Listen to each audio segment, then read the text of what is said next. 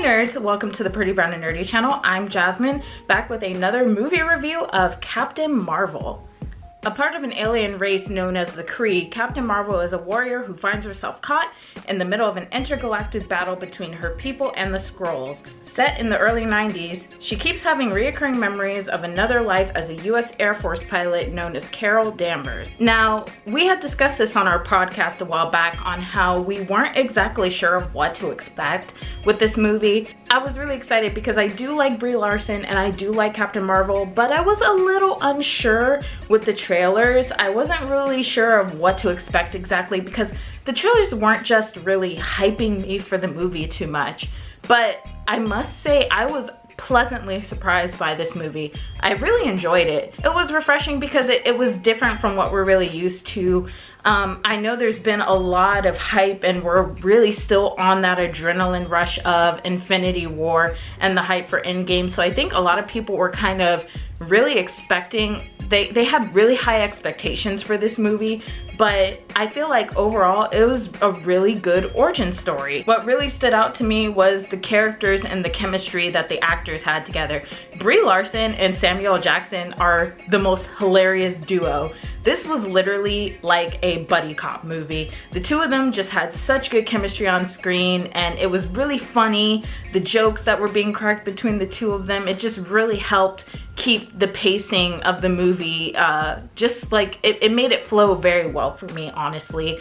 And just the de-aging technology was flawless because Coulson and Fury, like, it was, sometimes I had to remind myself that these actors don't even look like this anymore. The way that they were able to seamlessly de-age Samuel Jackson for this movie was just kind of insane for me, to be looking at him and just like have to remind myself that, okay, he doesn't even look like this anymore. His body doesn't even look like that anymore.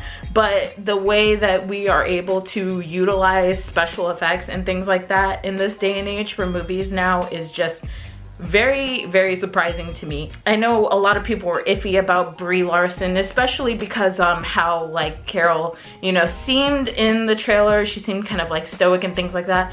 But people have to realize and remember that she's a warrior. She was essentially like rebirthed into this like super Kree soldier. And so she has the personality of a soldier in this movie. But that doesn't mean to say that's not to say that she doesn't joke, she doesn't laugh, or she doesn't smile, because she does this all throughout the movie. So it really shows like different sides of the character. So for some people that happen to say that her acting was a little robotic, yes, at times, but that was fitting for the type of character that she was playing, and I feel like it still worked very well. This movie does suffer at times for me. I feel like there was way too much play on the fact that it's set in the 90s. I get like the little blockbuster Radio Shack references and things like that were very smart and they were very funny, but the music at times didn't quite fit for the scenes at some points for me.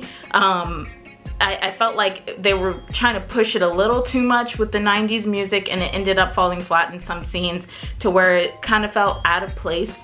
But other than that, the 90s references were very hilarious through this movie, and there's references to 80s and 90s movies throughout the film, so that made it really funny at some points to see that. The supporting characters in this movie were really strong to me. Maria Rambeau, for instance, was just such a great support character for Carol, and really served as that person to kind of like remind her of who she was and her past. And I really enjoyed seeing the two on screen together because it was really nice to see that fellow female character being like a support to another woman, and it's just like women supporting each other, and it made for like very emotional scenes to me.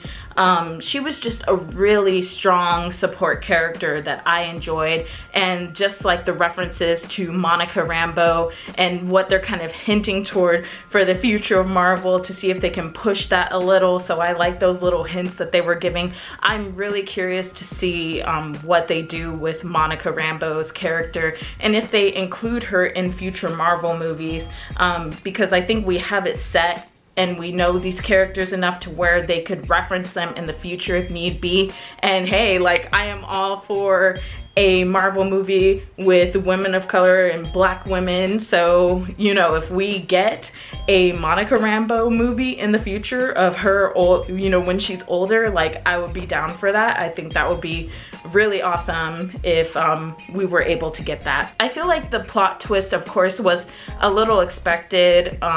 You know, this movie was predictable in a sense, but that didn't make it less enjoyable.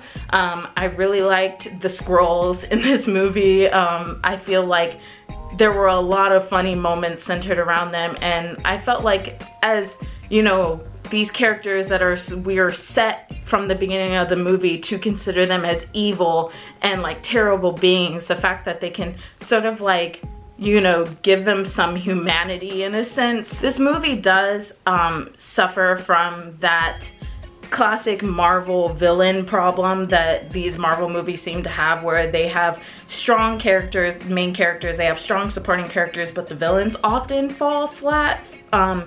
But with this kind of movie, I didn't really think of this movie as one that necessarily like had a set villain. I mean, yes, there were, you know, people that can be considered villains in this movie, but I think ultimately this type of Marvel movie was very meta in a sense, because the villain wasn't exactly like the person that she was ultimately like fighting against or discovered to be as her opposing force. Really, I think in actuality, the opposing force was Carol herself and her mindset, and just the fact that she was like restricting herself, and she really had to like, you know, have this inner battle within herself to break through her insecurities and her uncertainties to excel. And I think that was one of the most powerful moments in the film, was just, you know, her realizing that, you know, ultimately her biggest enemy is the inner demons that she's dealing with within herself. And once she breaks through that and her capabilities and what she's able to do, I think that that was really empowering, and it was really something nice to watch on the screen. I know that there was a lot of gripe about this movie beforehand, particularly we know what side it was coming from. Some people were even saying that, oh, why are we being political? Like, why are we putting politics into this movie? This movie is literally about two alien races at war with each other. I mean, like, that's pretty political, I would think. And also the whole Rotten Tomatoes thing and the ratings and stuff like that. I feel like some, you know, feel like this was just like a push for like female empowerment and things like that. But honestly, like, we know who this movie was for, and essentially like all the dudes that are griping about this movie, it wasn't even about you. So like, this was for a certain demographic, and this is who it's gonna resonate with, and it resonated with me. I really enjoyed the movie. I thought it was fun. I feel like the fact that I went in there with such low expectations helped me enjoy the film even more. And I'm not saying you have to go into a film with low expectations every time, and you shouldn't expect a movie to, you know, do some things right. But I feel like if you're like, I feel like more than anyone else, more than any other film, for some reason people were holding Captain Marvel to the highest standard. And it's like, people say that, you know, maybe in this movie she never really, wasn't really an instance of where she lost or where she was losing, but I have to disagree. There's many parts in this movie where she's, you know, losing in a sense. It doesn't have to be like blatantly in your face, like her losing a fight or whatever, but I think it was more so, like I said, it was more from a meta standpoint. It was more internal struggle than physical struggle. Another shining star in this movie is Goose the cat. Now, I'm not too sure as to why they changed the cat's name in this movie from Chewie to Goose. That's internal decisions that I have no idea about, or I don't really know what to tell you.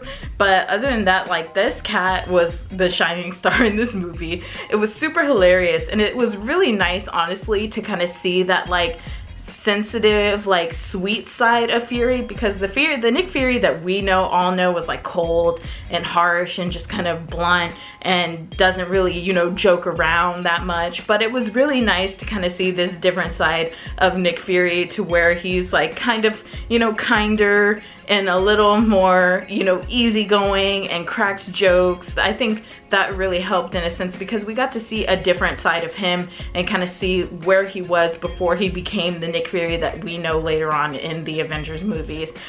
So I enjoyed that, and just like the little key, you know, notes that we get to see. I know like a certain scene regarding his eye was unexpected, and I know some people were upset about that because, you know, it wasn't, this is something that we have to realize is canon now, and some people were hoping for something a little more dramatic. But hey, sometimes that be the way it is. Somebody tells you a story of how something happened and it didn't really happen that way. So I feel like it's realistic in a sense. But you know how people love for drama and things like that. And so I know some people were disappointed by that, but I thought it made it even more hilarious to look at the Nick Fury now and realize that, you know, oh, this is what it really was. All in all, I don't have much to elaborate on without tapping into spoilers. But I think the movie really gave us like a good sense of everything leading up until now, and some aspects, like, you know, some points that were made as to, you know, what's happened in previous movies. Now you can kind of set the timeline together, so it made that, you know, really all fall in place. The movie was funny. I enjoyed it. It was lighthearted. It had some, you know, really good lessons within the movie. All in all, I'm pretty satisfied with this movie. I would really rate, I wouldn't like say it was the best movie ever, but is it high on my list of, you know, enjoyable Marvel films? Yeah, I would give it a 7 out of 10. I thought it was pretty good. I know some people are disappointed with the movie, but for some of y'all, like I said, it wasn't about you. It was good to kind of like wrap up everything and align everything for the final battle. All I gotta say is Thanos, Carol Danvers is coming for you. You better watch out, bro. She about to fuck it up. But all in all, what did you guys think of the movie? Did you hate it? Did you love it? Leave a comment below, and as always, be sure to like, share, and subscribe. All our links will be in the description below, and I will see you guys on the next movie review. I think our next one coming up is gonna be Jordan Peele's Us, so that's gonna be an exciting one to talk about, and it's one of the movies that is on my most anticipated films of the year, so I'm excited to finally talk about that and discuss that movie. But I will see you guys on the next video.